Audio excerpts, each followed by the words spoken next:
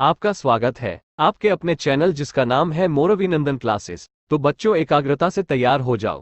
मोर अभिनंदन क्लासेस आपके लिए लाया है कक्षा 10 का एसएस का पाठ 5, भारत विज्ञान और टेक्नोलॉजी की विरासत। तो चलो शुरू करते हैं। पाठ 5, भारत विज्ञान और टेक्नोलॉजी की विरासत।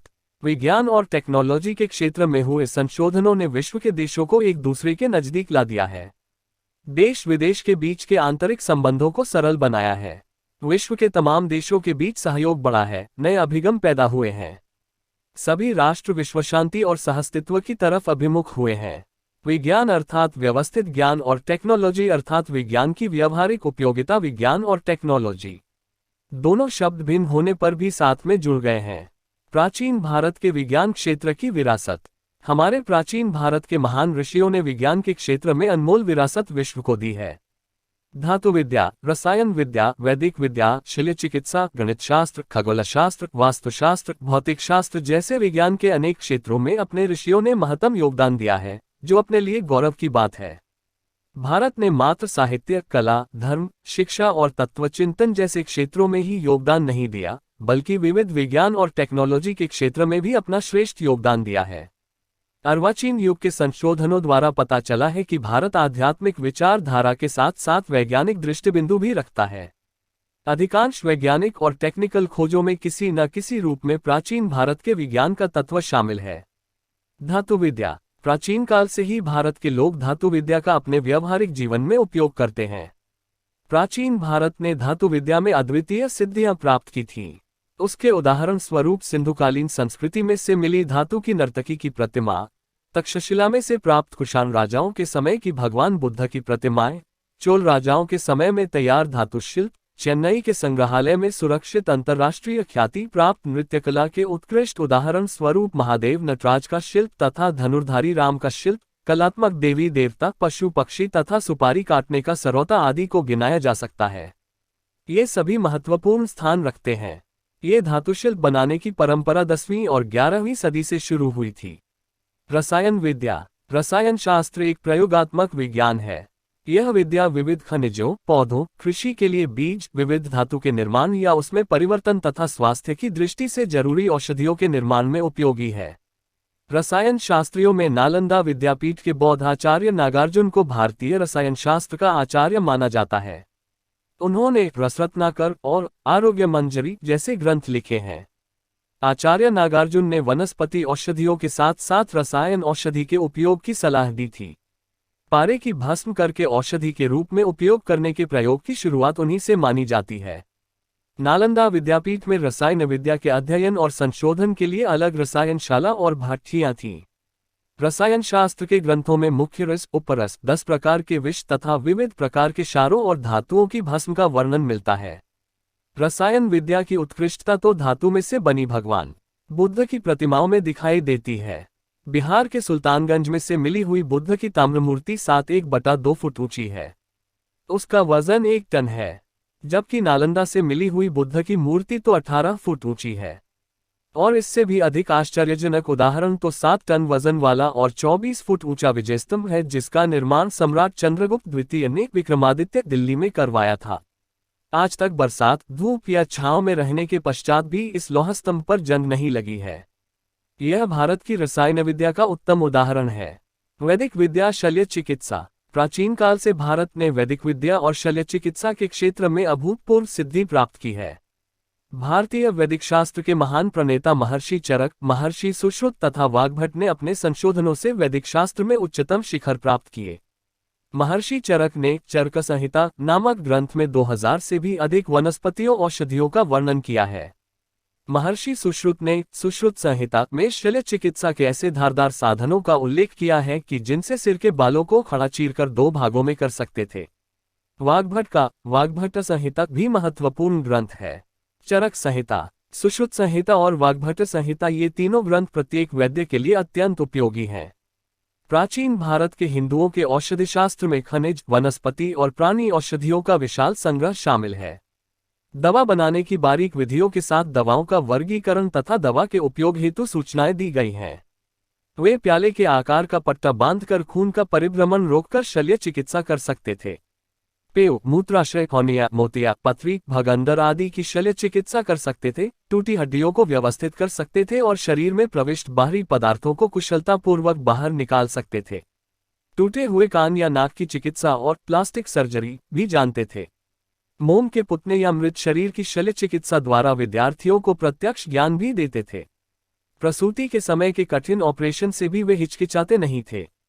इसी तरह वे स्त्री और बाल रोगों के विशेषज्ञ थे। वे रोगों के कारणों और चिन्हों का वर्गीकरण करके उसका निदान करते थे और रोग मिटाने के बाद परहेज रखवाते थे। प्राचीन भारत में प्राणी रोगों का शास्त्र भी विकसित हुआ था। अश्व, घोड़ा तथा हस्ती, हाथी के रोगों पर ग्रंथ लिखे गए थे, जिनमें हस्ती आयुर्वेद तथा शालिहोत्र का अश्वशास्त्र बहुत ही प्रख्यात है। वैदिक शास्त्र के विद्वान वाग्भट ने निदान क्षेत्र में अष्टांग हृदय जैसे ग्रंथ रचकर महत्वपूर्ण योगदान दिया था। गणित शास्त्र, गणित से संपूर्ण दुनिया का व्यवहार चलता है। ऐसा माना जाता है कि गणित शास्त्र के क्षेत्र में भारत ने महत्वपूर्ण खोजें की हैं। भारत ने शून्य शून्य दशांश पद्धति, बीजगणित, बोधान का प्रमेय, रेखागणित और वैदिक गणित जैसी खोज करके दुनिया को दी। शून्य शून्य की खोज आर्यभट्ट ने की।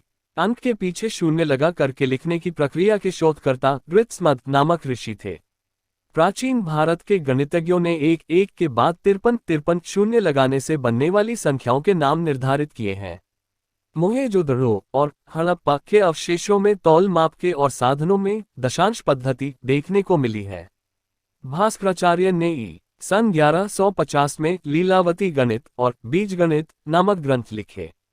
उन्होंने जोड़ और घटाव का भी संशोधन किया था। ब्रह्मगुप्त ने समीकरण के प्रकार बताए थे।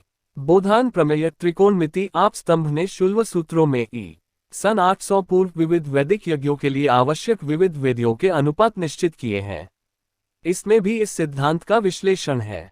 आर्यभट्ट के आर्यभट्टियम ग्रंथ में पाई की कीमत 22.314 जितनी होती है उसका उल्लेख है। उन्होंने प्रतिपादित किया है कि गोले की परिधि और व्यास के अनुपात को दर्शाने वाला अचलांक पाई है।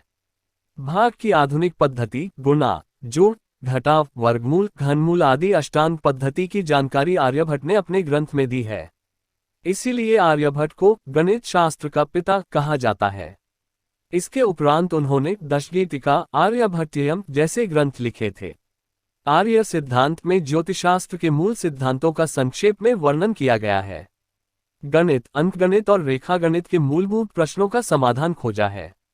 इसके उपरांत गणित शास्त्र के भिन्न भिन्न पहलुओं की चर्चा अनेक विद्वानों ने अपने ग्रंथों में की है। उनमें बोधान, आपस्तंभ और कात्यायन, भास्कराचार्य, ब्रह्मगुप्त आदि का समावेश किया जा सकता है। अन्य विज्ञान, प्राचीन भारत में भिन्न भिन्न विज्ञान विषयक ग्रंथों का निर्माण हुआ है। अन्य विज्ञान, क्रम विज्ञान आधारित शास्त्रों के नाम।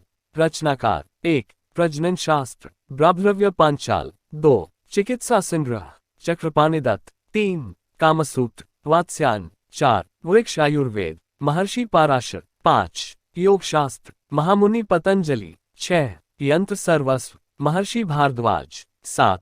कालगणना, शकमुनि। खगोलशास्त्र और ज्योतिषशास्त्र, शास्त्रों में खगोलशास्त्र सबसे प्राचीन है। खगोलशास्त्र से संबंधित कई ग्रंथ भारत में लिखे गए हैं। इन सभी ग्रंथों का प्राचीन विद्यापीठों में व्यवस्थित और गहन अध्ययन किया जाता था। ग्रहों और उनकी गति, नक्षत्रों तथा अन्य आकाशीय पदार्थों इत्यादि के द्वारा गणना करके खगोल और ज्योतिषशास्त्र का बहुत विकास हुआ था। विशेष करके ग्रहों के आधार पर फल अनुसार ज्योतिष फलित किया जाता था, जिसके नाम पर से भारत के प्रथम उपग्रह का नाम आर्यभट्ट रखा गया। उस आर्यभट्ट ने खगोल विज्ञान के क्षेत्र में महत्वपूर्ण योगदान दिया है। उन्होंने यह सिद्ध किया था, पृथ्वी अपनी धुरी पर भ्रमण करती है तथा चंद्रग्रहण का वास्तविक कारण पृथ्वी की परछाई है, जिसे विद्वान अजरभर कहकर संबोधित करते थे।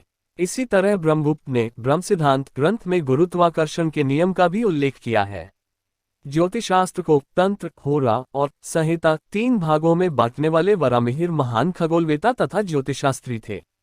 उन्होंने बृहद संहिता नामक ग्रंथ की रचना की, जिसमें आकाशीय ग्रहों की मानव के भविष्य पर होने वाले प्रभाव, मनुष्य के लक्षण, प्राणियों के अलग अलग वर्गों, विवाह समय तथा कुआं, तालाब, बगीचा, खेत की बुआई वगैरह प्रसंगों के शुभ मुहूर्त की जानकारी दी है।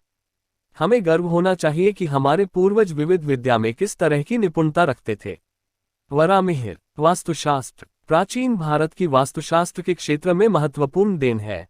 वास्तुशास्त्र ज्योतिषशास्त्र का अविभाज्य अंग है, जिसकी गणना, महत्ता और प्रशंसा विश्व के अनेक देशों में भी स्वीकृत रही है। प्राचीन भारत में ब्रह्मा, नारद, बृहस्पति, भृगु, वशिष्ठ, विश्वकर्मा जैसे विद्वानों का वास्तुशास्त्र में विशेष योगदान है।